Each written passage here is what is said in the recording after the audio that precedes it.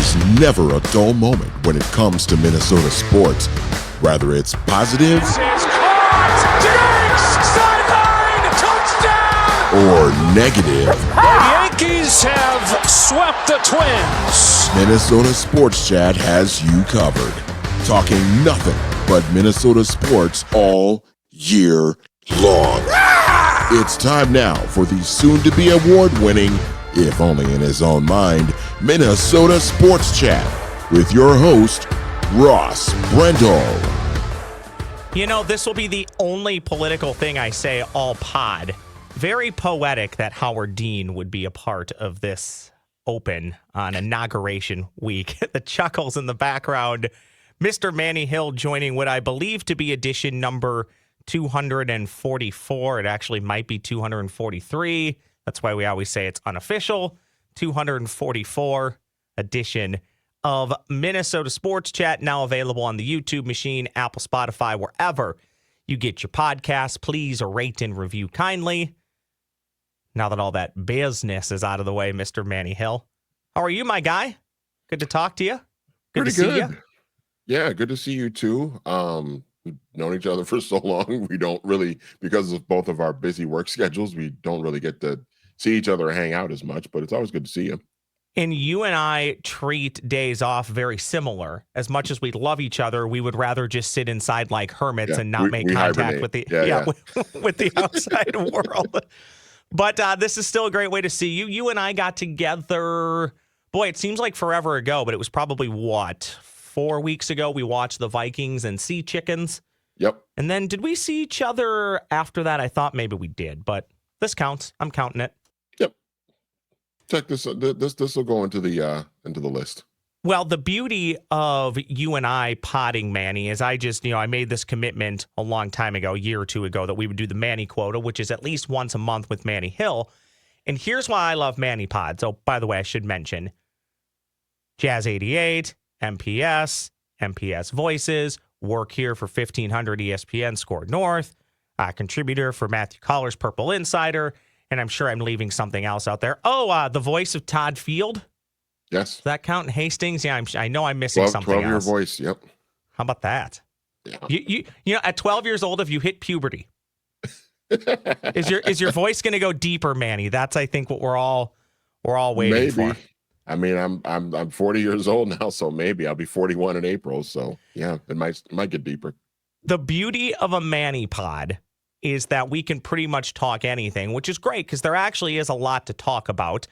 And yesterday, I'm actually in a meeting with one of my bosses, Mr. Phil Mackey. At the time, the Kevin O'Connell contract news broke, and we ended that meeting very quickly so he and Judd and Declan could hop on Purple Daily and talk about the Kevin O'Connell contract extension. This really has nothing to do with anything, Manny, other than the part that I find most interesting about the contract extension, new deal, Kevin O'Connell's great new deal, whatever you want to call it, is that there's actually, I don't want to make it out to be a massive amount of people, but there are actually people that thought that this wouldn't get done, that Kevin O'Connell was going to get traded, or there would be some departure from the Minnesota Vikings. Yeah. Okay, all that's happened here is maybe the relationship between him and the Wilfs might be a little bit more frosty than it was 2.5 years ago.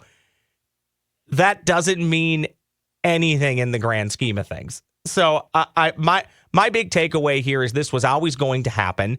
I think Kevin and his camp, I think they would have preferred getting it after last year. I certainly understand where the Wilfs were at.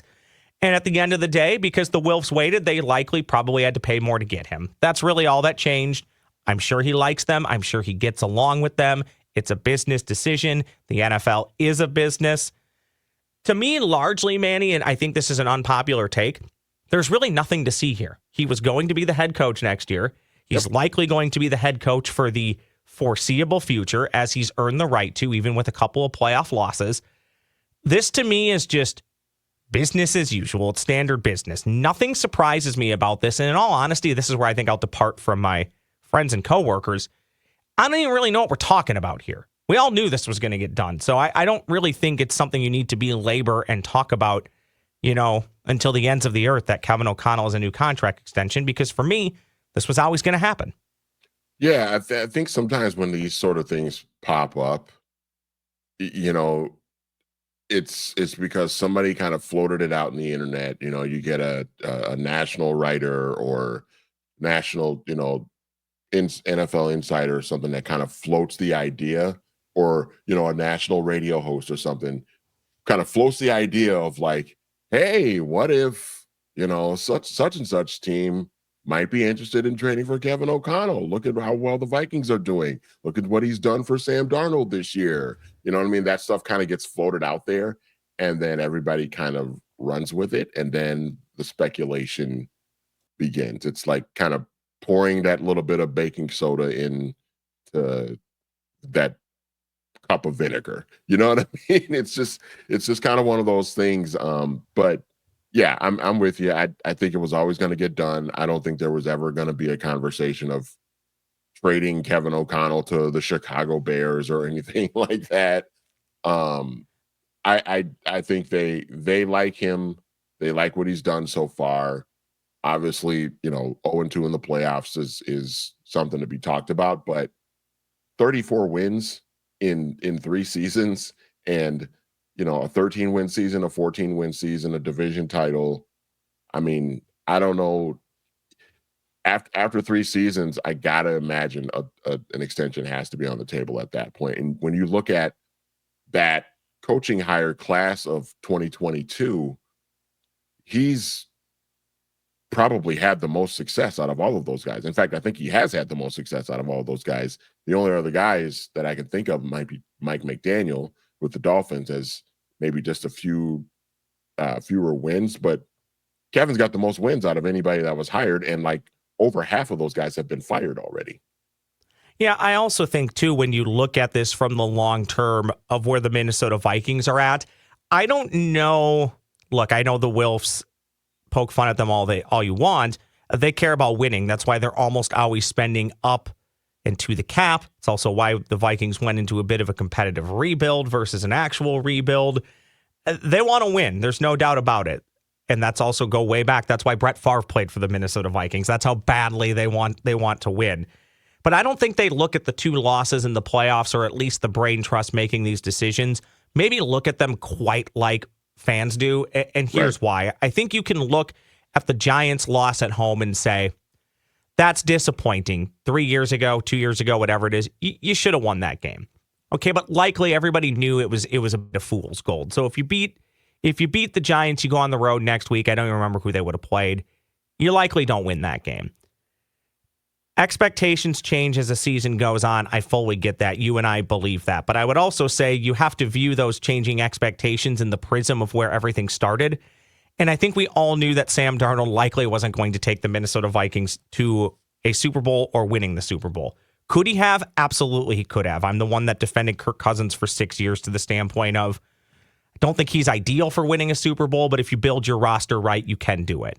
Sam Darnold, to me, is the same way. But I think when you look at it from the larger picture, I don't think they view a first-round playoff loss technically on the road to the LA Rams with their championship pedigree quite as bad as fans do. So I don't know if do they want to win? Absolutely. I think they'd love a couple playoff wins by now. But I think they look at everything that comes with the Kevin O'Connell package, and they're reasonably assured that when the Vikings get a franchise quarterback in here, I think we all hope that it's J.J. McCarthy. I think they're hopeful in the next year or two, those playoff wins will start coming, and they'll start coming in droves. And I think that's also a part of what goes into this calculus on giving him the new contract extension. I think it's fan-driven, the people who are maybe a bit more upset that the Vikings haven't won a playoff game with Kevin O'Connell. But I would also still say it's early, and I know he's won a Super Bowl, but Mike Tomlin's on like a 47-game losing streak in the playoffs, and he still has a job, and he should. And actually, I think Tomlin's losing streak is up to 6 playoff games. 6 or 7, yeah. But then again, look at the quarterbacks that he's trotting out there. So much of winning in the playoffs, yes, it's on the coach, but it's dependent on your quarterback. And you can win playoff games with Kirk Cousins. I'm not going to trash Kirk Cousins, but I didn't want to trash Sam Darnold, but what I'm saying is it's not super likely that Sam Darnold was going to win 3 playoff games to get you to the Super Bowl. So, long story short, it's a really rambling point, and I apologize. I don't think the Wilfs are as down on Kevin O'Connell as maybe the most negative section of the Minnesota Vikings fan base, who's always going to be negative. They're always going to nitpick. Tell me about it.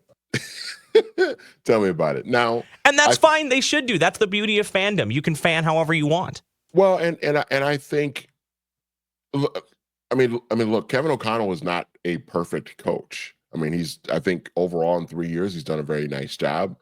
I think, when Kirk Cousins went down in 2023, he was basically plugging in. He tried Jaren Hall, and then Jaren Hall got hurt, and he put in Josh Dobbs, and Dobbs was okay for a couple of games, and then he kind of fizzled out.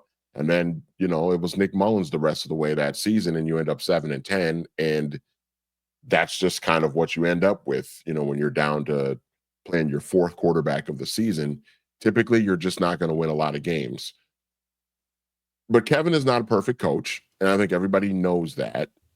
I think there's obviously some tweaks to the way the scheme is operated, might be needed going forward, considering what we saw in the playoffs, and not just from the Vikings, from other teams in the playoffs that went up against really good defensive fronts like the Vikings did.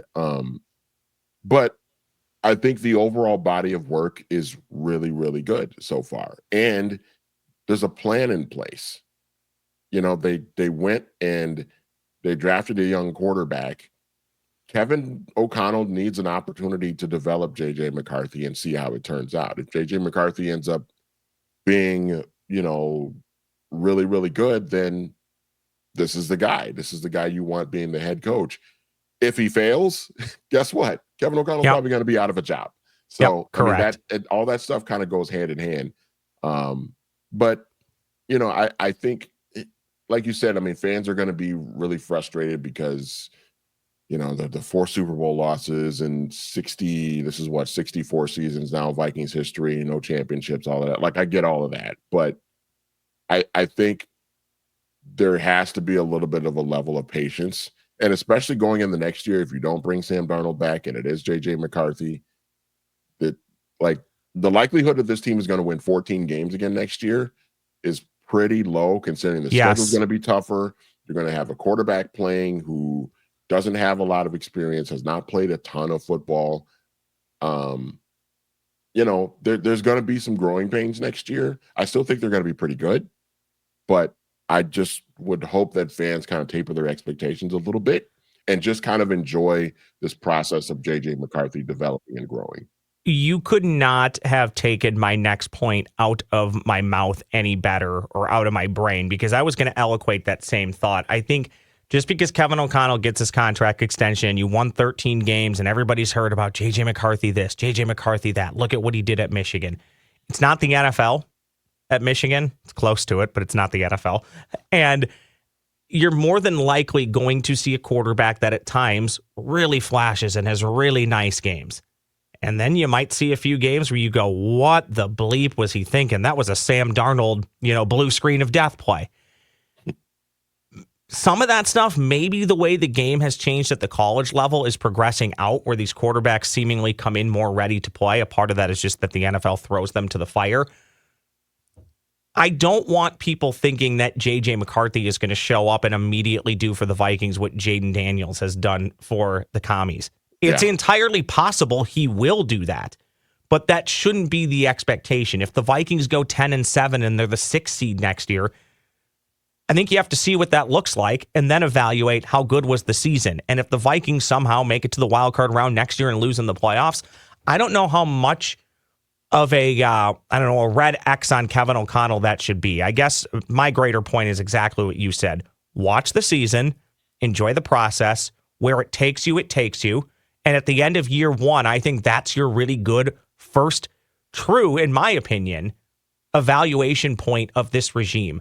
We talked about this on Before I Die earlier this week. There was a comment that came from YouTube, and they said, will this be the first time that Kwesi and KOC, that this is their team? You can argue that last year was their team, last year being this most recent season, and I can listen to that. However, in their heart of hearts, it is their team. They chose the quarterback. But that's not the actual quarterback they want running their franchise. That was the best available to them that they thought they could work with. I think the next year or two is really the first time you can form grandiose opinions about this regime, other than you've seen groundwork laid and you've seen really good signs. But we won't know how good this regime is until we can evaluate the quarterback that they've identified is their quarterback. And Ross, we are still not 100% sure that JJ McCarthy is going to be the starter. I think we all think that he's going to be. We're all kind of assuming that he's going to be, but that's based entirely off of the last 2 games of the season where Sam Darnold played poorly. Otherwise, Sam had a really good year, played really well. The team won 14 games and made the playoffs. And JJ McCarthy's coming off of an injury. This isn't just like a regular, typical red shirt kind of season where, we start the veteran for the whole season and let the young backup, learn behind the scenes. I mean, McCarthy's going to have to go through a process of, obviously rehabbing the injury, and he's done a lot of that already. It sounds like he's back into throwing and doing some football activities, maybe. But really, he's got to get his body back into football shape. I mean, we all saw him on the sidelines at Ford Field. I mean, he looked like he was 17 years old. Yeah. He literally did look like a teenager, and because he basically is, he's a few years removed from being a teenager. He literally just turned 22 the other day.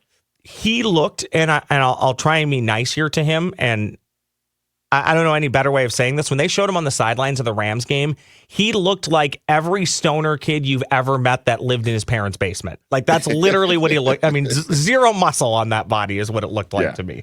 Yeah, he's so his offseason is going to include, I would imagine, continuing to kind of strengthen that knee, putting on some weight. He's going to have to go through a whole process of really kind of retransforming himself and getting used to doing football stuff again. You know what I mean? It's been a long time since he's done that, and because he's so young. Your point about Jaden Daniels is sound, because Jaden Daniels is 24 and he played a lot of college football. He's got a lot of passes under his belt even before he took one snap with the Washington Commanders. That guy is a fully developed machine ready to go. And by the way, have fun going up against him for the next 10 years. Yeah. Enjoy that ride. You and I talked about this, Manny. That was one player who was very high on my list that if the Vikings, and I'm not saying they wanted to, but if I was them, I would have done anything in my power to move up and try and get him, or hope and pray that he would have fallen to you, because I think he's that electric. Now, 3 years from now, maybe we're having a different conversation. Maybe this is a bit of a flash in a pan. I don't believe that. But for right now, the early returns on Jaden Daniels, he is very good. And when you watch what he did to defenses in the SEC for one season, you could logically conclude that would translate to the NFL, because newsflash, 70% of those players in the SEC are playing in some level at the NFL. So you just knew that would probably translate well. And I would say the same thing about JJ McCarthy. He played really good competition, played for a really good program. So you would like to think that will translate, but he does have less experience under his belt. And I'll say this, Manny, what happens, I'm not saying that this is likely, but the beginning of the year, everybody thought, before JJ McCarthy got injured, Sam Darnold will start 2 or 3 games, give JJ some extra time, and maybe after the London game, they'll go to JJ. Which, in all honesty, let's say this, if he was healthy, the Vikings may have went to JJ after that Jaguars game, where Sam threw 3 picks and looked awful. Maybe. I'm not saying they would have, because they were still winning, but maybe. Okay, this year, what happens if you say, okay, Daniel Jones is back 1 year at $15 million. He's going to, quote unquote, compete with JJ McCarthy this year, even though we all know it's eventually JJ's job. But what happens to give JJ McCarthy some extra time? Daniel Jones starts the year and the same thing happens. The Vikings are 3-4-0. They're not going to replace JJ McCarthy, or they're not going to replace Daniel Jones at that point. So you're right. I mean, he could sit for multiple reasons. One, they just want him to sit a bit more, make sure he's fully healthy. Maybe we realize he's not fully healthy and he's sitting. Maybe they just look at it and say, let's protect him a little bit more because we know he's green. Let's give him a few more weeks at game speed as the actual number 2 quarterback versus not even in pads. There are so many scenarios that could happen here, but my gut is if he's healthy, he's your starter on day one. Yeah, I mean, the reality is Kevin O'Connell is the only one that's really going to know. The rest of us, we can all have fun speculating and thinking, maybe they should handle it this way. KOC is the only one that's really going to have an idea of whether or not this kid is going to be ready to go out there. And so far, considering what he did for Sam Darnold in 2024, I'm going to trust that KOC knows what he's doing as far as quarterbacks are concerned. Now, look, we can nitpick stuff with the scheme, and you need to find ways to get the ball out of the quarterback's hands sooner, and long developing plays, develop a short game, a screen game, the run game, all that stuff. Like, we can nitpick that till we're blue in the face. But I trust the head coach and his overall process with developing young quarterbacks and trying to make them better. So if Kevin O'Connell comes to us, during the offseason and he names Daniel Jones the starter, or if they bring Sam Darnold back and he names Sam Darnold the starter, I'm going to trust KOC that he knows what he's doing until he gives me a reason not to, basically. Yeah, so the other thing too, Manny, is, and I don't believe this for 1 second, but this absolutely happens. It happened to the Vikings when they panicked and drafted Christian Ponder. It's entirely possible, even though the Vikings moved up to get J.J. McCarthy, that was still a bit of, we don't love him, but we like him better than Bo Nix, and those are the only two left, so we better move up a spot and get him. It's entirely possible that they don't love him as much as they say they do. Now, I think they do. I'm just saying these are NFL teams, and newsflash, they lie to you. So it's entirely possible that they maybe don't think as highly of him as they would claim. Again, though, I would fight back on my own argument and say they probably do, because you wouldn't give up an additional asset to go get somebody you didn't entirely believe in. But maybe you would because it's the quarterback position and you need somebody. My only last thought on this is I do not believe, unless it's a franchise tag or a 1-year deal, that Sam Darnold is back. I'm kind of buying the Raiders steam. Because if you give Sam Darnold a decent deal, well, then you're very closely back to where the Vikings were with the Kirk Cousins situation, and they did everything they possibly could to remove themselves from being in that situation with all the money that's owed to a quarterback. And I think the Vikings would rather roll the dice and see what it looks like under J.J. McCarthy. And if you have to pay a quarterback, you pay it to him in 3 years, because then this is our guy for the next 10, versus, let's just roll the dice and see what we can get out of Sam. I view it as the exact same thing. And if the Vikings franchise him, to me, that means he's franchised to be traded if they've deemed that they can move him and get more than what they would get in the compensation pick. There was a lot of Sam Darnold talk. I didn't expect that, Manny. But by the way, I love the story. I'm always going to cheer for him. I will. The only time I won't cheer for him is either A, if he's playing the Vikings, or he's playing the Vikings in a Super Bowl, which I think is kind of laughable when you mention Vikings in Super Bowl.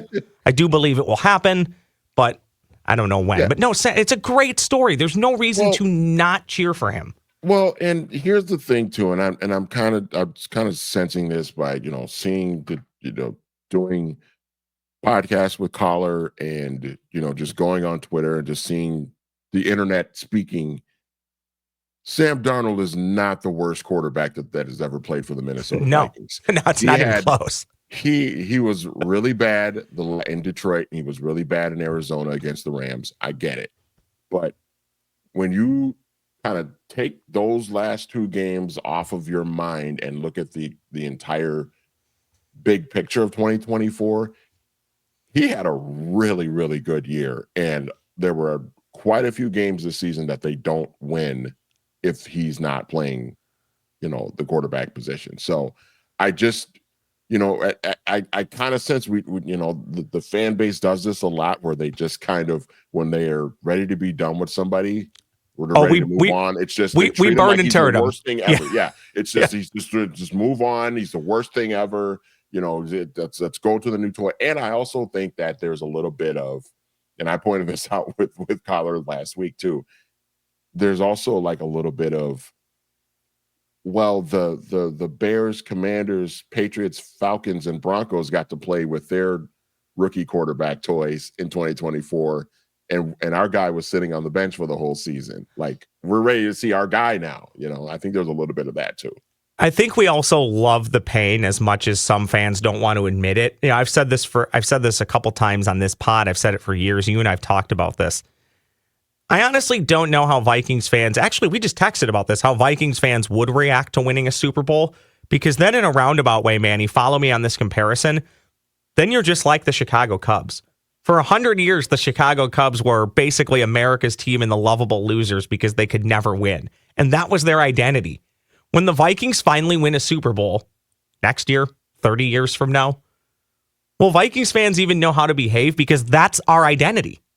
I think we secretly love the heartbreak. I don't. I'm tired of it. I embrace it because you can't change it, but I am tired of it. But I do think there is a sect of the fan base that truly just enjoys being miserable.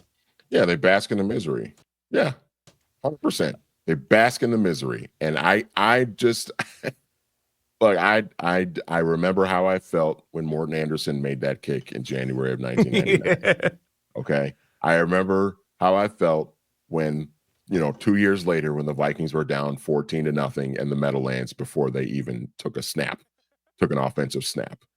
I get it. I remember how I felt when Garrett Hartley made that field goal in New Orleans in January of 2010. Like, I get it.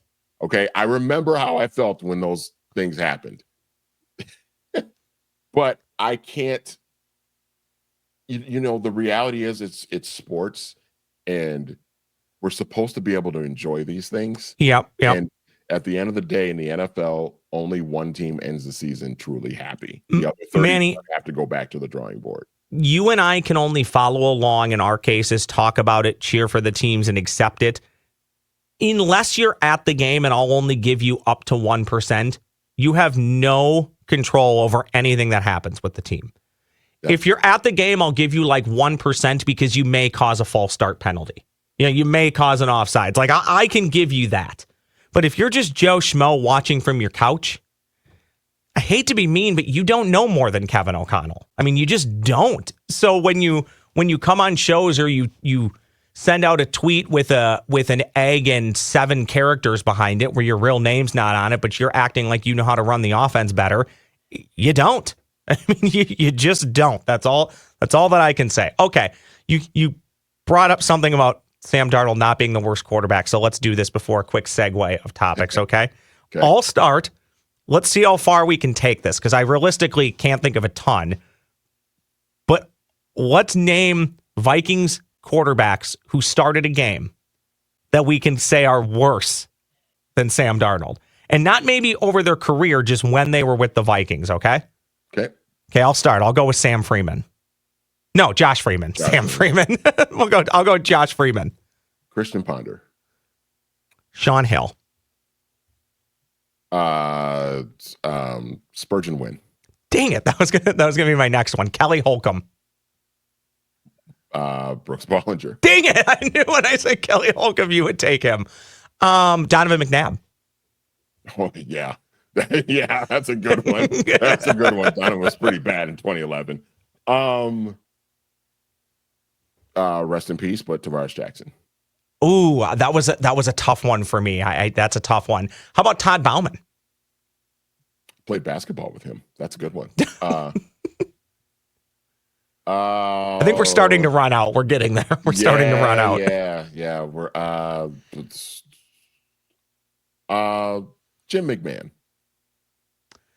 Are we missing a recent quarterback who had to start a game or two that we're not thinking about? Oh, Nick Mullins. Yeah, I mean, Nick Mullins is definitely worse. Okay, I'll take Nick Mullins. Yeah, you got Josh Dobbs. I'm sure we're missing some, but that was a fun game. So there are definitely worse quarterbacks that have played for the Minnesota Vikings. I know there's probably some other ones in the 90s. Who played a few games behind Dante Culpepper? I know Todd Bouman did. I know we already said that one. Yeah, Dante got hurt at the end of the 01 season, and Bauman finished the year. But I think it was the year Danny got fired. Did Bobby Brister ever start a game for the Vikings? No, but he played Dante that last game. Why do I remember this? So week 17 in 2000 in Indianapolis, Vikings were playing the Colts, and Dante started the game, but the Vikings already had the number 2 seed in the NFC locked up. So Denny just sat all of his starters the rest of the way, and he put Bobby Brister in to finish that game. By the way, we got blown out. We forgot Joe Webb. Yeah. we also forgot Jaron Hall, where I don't necessarily think it's fair to put him in that category yet, because for the one quarter he prepped for a week and had to play, he looked okay. It was every other time when he was thrown to the fire, he didn't look all that good. Well, I remember he started the game against Green Bay as well, right?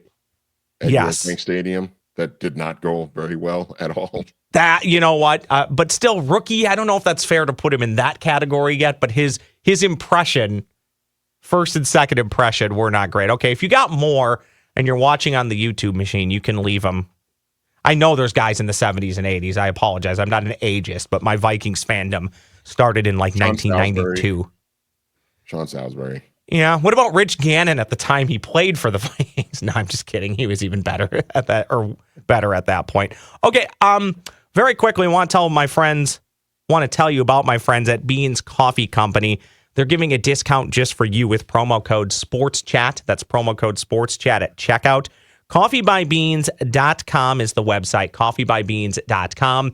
Manny's been a fan. We got him hooked up on some Beans coffee. Everybody knows I love the Mikado and the Perfectus blend, but there truly is a blend and a variety for anybody. The beauty of Beans Coffee Company, you can order by the bag, either grounded, or you can be like me, whole bean. I'm always grinding, Manny, as you know. I'm just a grinder. Always grinding. Sounded a lot like Donald Trump there, didn't I? I'm always grinding, just a grind. I don't know why that didn't actually sound like Donald Trump at all. CoffeeByBeans.com is the website. Use promo code SportsChat. You can even set up a coffee subscription. I promise to you, and I swear to you, this is the best coffee you will ever put in your mouth. I'm drinking it right now. CoffeeByBeans.com. Promo code SportsChat. Okay, Manny, I will ask you this, and I will set it up this way. When is your apology to Ben Johnson and the University of Minnesota basketball team? Because I'll set it up this way and say, I'll give him some credit that his team has stayed together and now won back-to-back 2 pretty nice basketball games against a then top 20 Michigan team. They may still be in the top 25. They may still be in the top 25 right now. I'm not entirely positive of that. I know they followed up, had a close win against Northwestern. Iowa's not nearly the Iowa teams that we're used to seeing, but you still go on the road and you win another game. I still think, and I sense I might even be in a minority here, I still think Ben Johnson has a lot of work to be the head coach here next year. But this is a good start, and make no mistake, I'm cheering for him. I think people think that I'm not. I am cheering for him. I want this to work. I want the Gophers to be a good team. If they can rally, get to, 6 to 10 conference wins, 10 is probably not going to happen. They're already 2-6. But you rally, you finish strong. Maybe you do have a nice NIT run, and maybe half the team doesn't bail. Maybe we're on to something here, but I need to see more than just 2 games. I need to see what this looks like at the end of 20 conference games.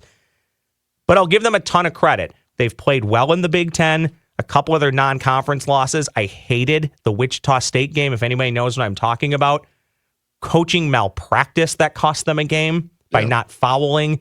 And at times, I just don't think the team is situationally prepared. Nobody turns the ball over in a 1-score game like the Gophers do late. I think some of that is definitely on coaching. But I give him a ton of credit. Winning these 2 games in a row when it could have been easy to fold up shop and go 2-18 this year. Logic tells me they're now going to find a way to win 5 or 7 games.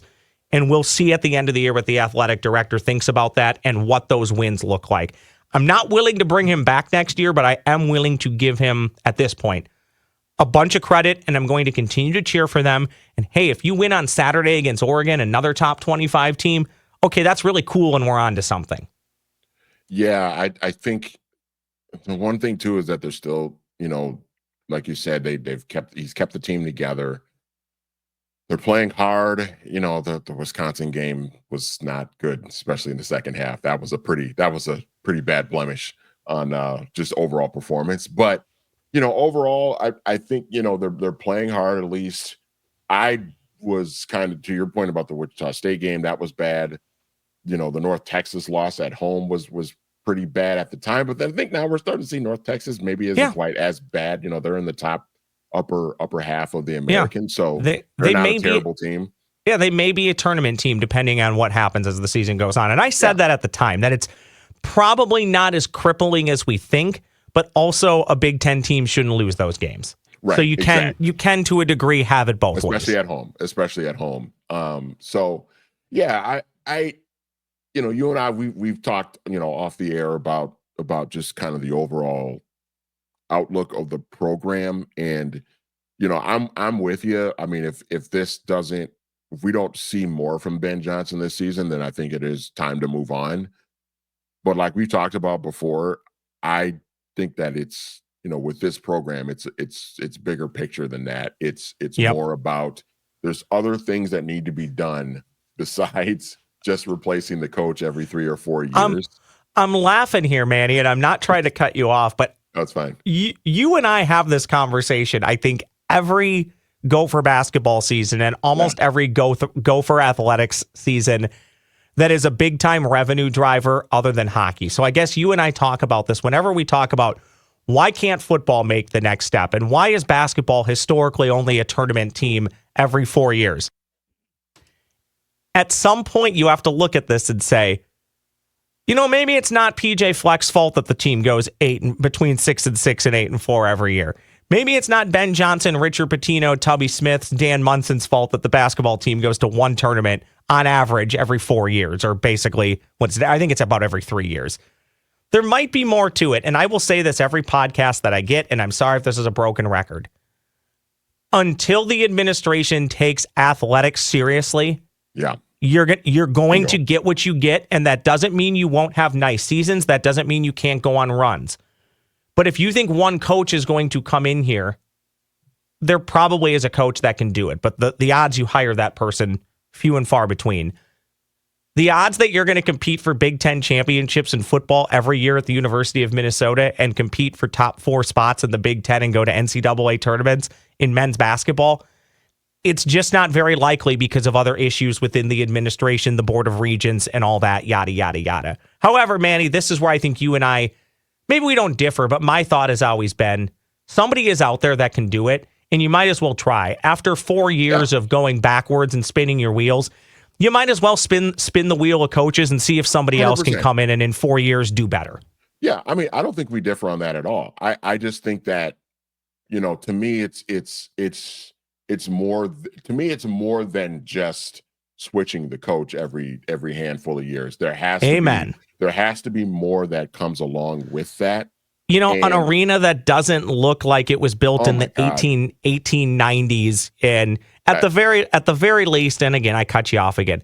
No, could we get some new lighting and fresh paint at the barn? I mean, oh my God. I say this all the time. There are simple things we could do to that place without tearing it down that would automatically make it better.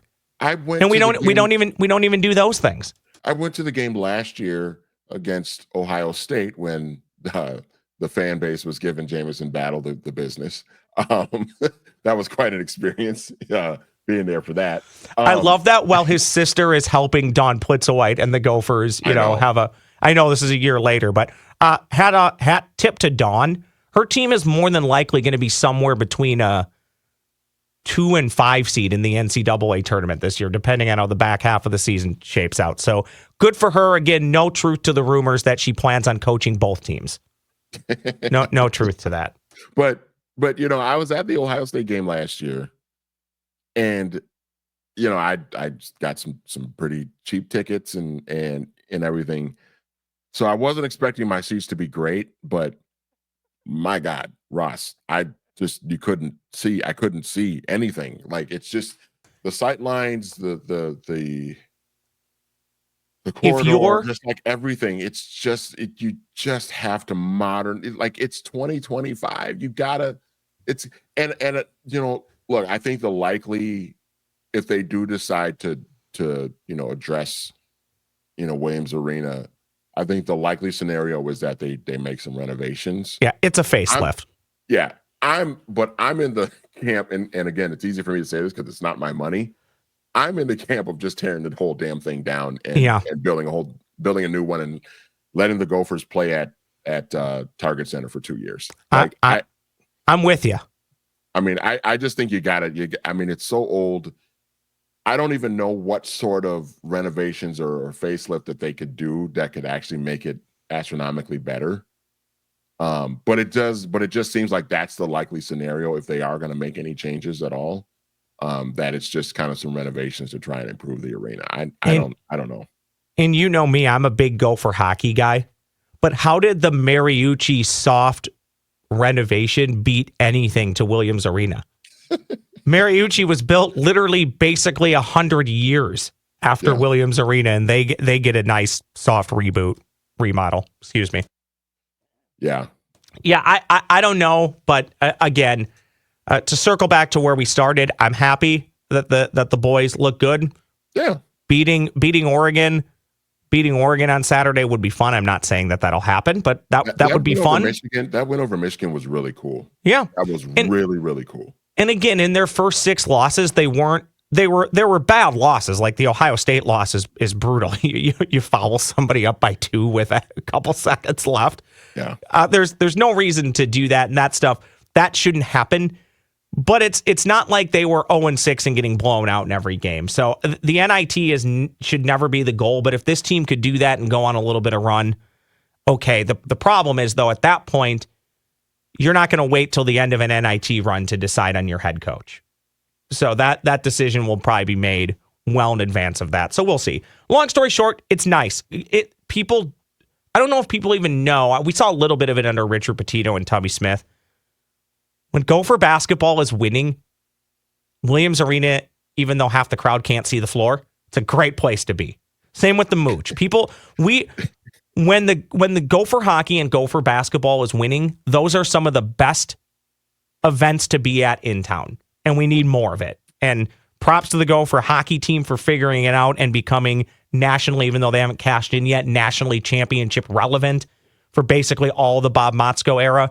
Now we just need to figure out what it takes for the basketball team, not even to be national championship relevant, but just to go into every year saying, yeah, we're probably an NCAA tournament team. I think that's the goal, and we'll see when and if that happens. Manny, we went way over on time. I promised you I would get you out a lot earlier than I did, but you knew I would do this to you because I always do.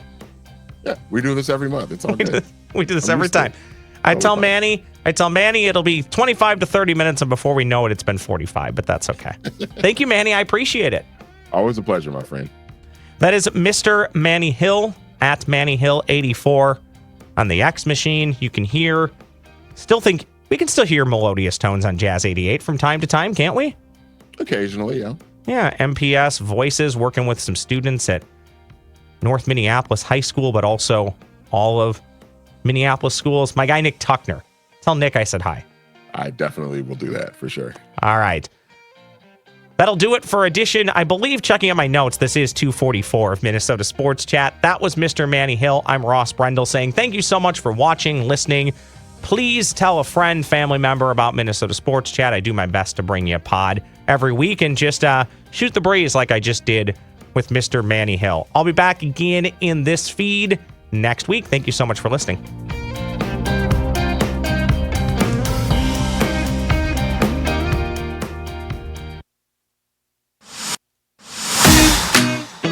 Thanks for listening to Minnesota Sports Chat, presented by Beans Coffee Company. Use the promo code SPORTSCHAT. That's one word, Sports Chat, to save at checkout. Follow Ross on X at @TheRossBrendel. Like and subscribe to Minnesota Sports Chat wherever you get your podcasts. Rate and review kindly.